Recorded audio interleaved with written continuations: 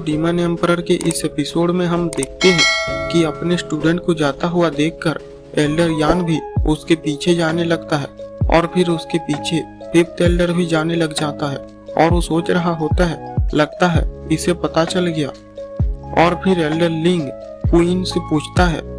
तुम श्योर हो ना कि वो लड़का वही फेमस आदमी डेविलिश जीनियस नहीं है? क्वीन इसे कहती है, मैं तो श्योर तो नहीं हूँ, पर उस लड़की की एबिलिटीज बहुत ही ज्यादा एक्स्ट्रा ऑर्डिनरी थी, पर पता नहीं कि वो एक हेवनली प्रोफाउंड मास्टर को मार सकता है या नहीं। तो एल्डर लिंग उसे कहता है, शायद वो प्रिटेंड कर रहा होगा, यहाँ तक कि द मेडिसिन किंग उनके कंपटीशन को देखने गया है, और अगर वो लड़का द डेविलिश जीनियस निकला जिसने कि यू ग्यूई को मारा था, अगर उसका स्टूडेंट वहां पर गया तो उसका स्टूडेंट भी जरूर मारा जाएगा। और अगर ऐसा हुआ तो बीच में ही क्वीन कहती है, और अगर ऐसा हुआ तो एल्डर यान भी लड़ाई में कूद जाएगा, और पता नहीं कि वो जीनियस उसे मार पाएगा या नहीं, क्योंकि एल्डर यान उस यू ग्यूई से भी ज्यादा डेंजरस है। तो फिर लिन कहता है, मैं तो उम्मीद करता हूँ कि वो एल्डर यान को मार ही दे, अगर वो सच में डेविलिश जीनियस हो तो। और फिर हमें दिखाया जाता है एम्परर को, जो एक जगह पर खड़ा हुआ होता है और सोच रहा होता है, वक्त बहुत ज्यादा हो चुका है, पर फिर भी किसी मास्टर के आने का कोई साइन नहीं दिखा है। और फिर एम्परर एक जगह से गुजर रहा होता है जहाँ की सारी घरें टूटी फूटी होती है, और वहाँ पर बहुत ही ज्यादा लोग होते हैं, और वो लोग एक दूसरे से ही लड़ रहे होते हैं। और फिर वो जा ही रहा होता है कि तभी वो एक हाउस को देखता है और सोचता है, ये हाउस तो बाकी सब हाउसेस से अलग है और इसकी हालत भी ठीक ठाक है, पर यहाँ पर कोई रह क्यों नहीं रहा है। तो तभी वहाँ पर एक लड़का आ जाता है और उसे कहता है, ब्रदर, अगर तुम यहाँ रहना चाहते हो तो मेरे साथ चलो। एम्परर उससे पूछता है, क्यों? वो लड़का उसे बताता है कि तुम यहाँ पर अभी अभी आए हो, इसलिए तुम्हें नहीं पता है कि उस जगह में एक लड़की रहती है जिसे कि कॉन्टेजियस डिजीज है और उसकी पूरी बॉडी में पॉइजन भरा हुआ है। और पहले जिन लोगों को ये पता नहीं था वो लोग वहाँ पर रहने चले गए, और तो उन लोगों ने उस लड़की को वहाँ पर छुआ तक नहीं था, फिर भी वो लोग 3 दिन में ही मर गए। और फिर एक लड़का बोलता है, हाँ, यहाँ चाहे कितनी भी गरीबी क्यों ना हो, पर वहाँ पर कोई भी रहने नहीं जाता है, और ये सब सिर्फ उस फेस्टिवल की वजह से हुआ है। अभी के इस महीने में हम ह्यूई टावर में नहीं रह सकते हैं, क्योंकि वहाँ जगह ही नहीं बची है, और उन साले लोगों ने हमें इस नरक जैसी जगह पर रहने को भेज दिया है। तो एम्परर उन सबको कहता है कि वो साले बास्टर्ड, आखिर वो लोग कैसे मास्टर हैं? वो गधे उस लड़की को ही क्यों नहीं हटा देते जिसकी वजह से ये सब मुसीबत हो रहा है। और अपने मन में कह रहा होता है, वो लड़की चाहे कैसी भी हो, पर वो इस जगह पर पहले से रहती थी, और अब तुम यहाँ आ जाओगे और तुम लोग आकर उसे लड़की को निकालना चाहते हो, और तुम लोग में से कुछ तो उसे मारना भी चाहते होगे। इससे तो साफ पता चलता है कि यहाँ सबसे डेंजरस कौन है।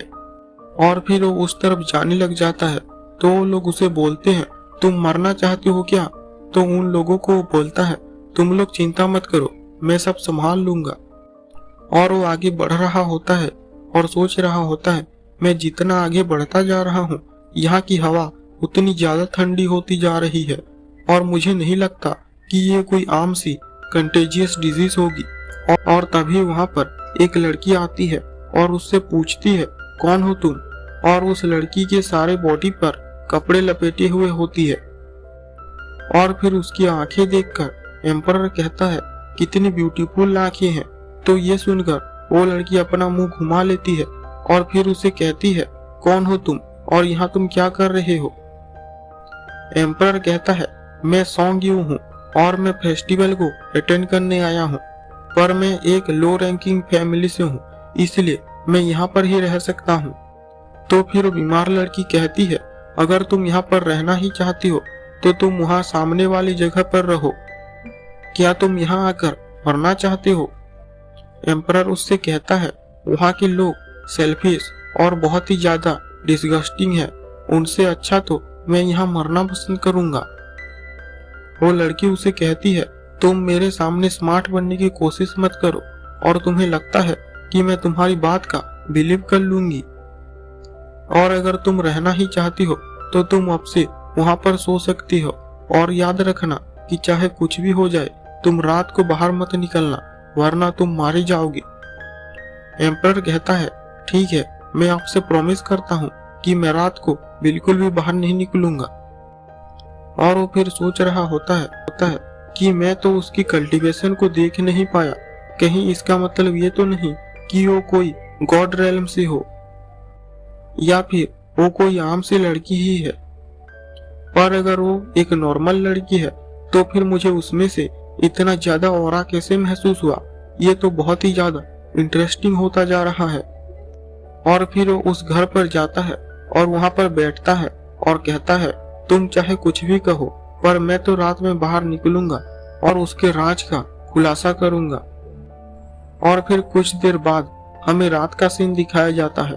और अचानक से एम्परर को कुछ महसूस होता है और वो कहता है, ये तो एक फॉर्मेशन है, और फिर अपने चाइल्ड ऑफ ब्लड को निकाल लेता है और उससे देखने चला जाता है कि क्या हो रहा है। और फिर वो एक जगह पर देखता है कि वो लड़की एक मैजिक सर्कल के बीच में बैठी हुई होती है और कोई मैजिक कर रही होती है, और उसे देखकर एम्परर सोचता है कि ये तो लेवल 3 का इन यूई फॉर्मेशन है, और जो भी लोग यहाँ पर आए वो सब लोग मारे गए, क्योंकि जब ये लड़की अपनी इंजरीज को हील कर रही थी वो सारे लोग यहाँ पर बिना कुछ जाने चले आ गए, और उनकी बॉडी मून इन के सामने आ गई, और उनकी बॉडी वीक होने की वजह से वो सारे लोग मारे गए।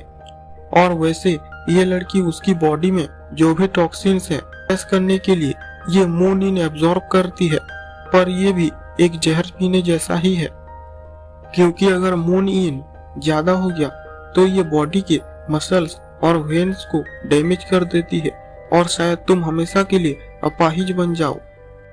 और ऊपर से दी पॉइजन आउटब्रेक उससे भी ज्यादा खतरनाक होगा, और जब वो आउटब्रेक होगा यही तुम्हारा डेड एंड बन जाएगा। और पता नहीं इसकी बॉडी में कैसा पॉइजन होगा जो इसे सप्रेस करने के लिए मून इन की पावर की जरूरत पड़ रही है। और फिर वहां पर सुबह हो जाती है और वहां वो लड़की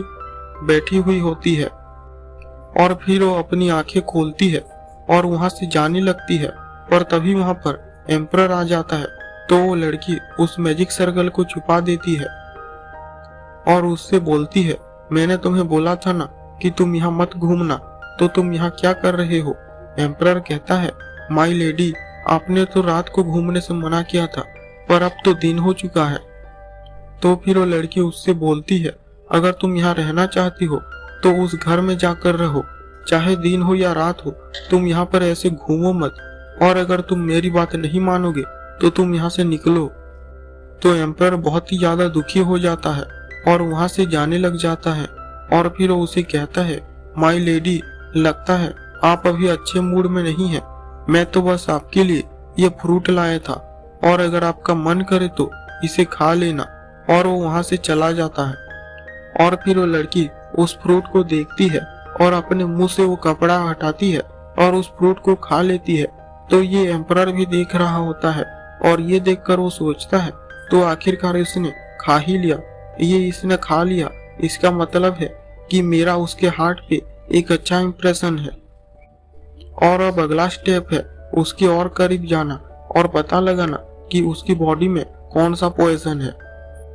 और लड़कियां बहुत ही ज्यादा धोखेबाज होती है, पर उसके साथ ही उन्हें धोखा देना भी सबसे ज्यादा इजी होता है।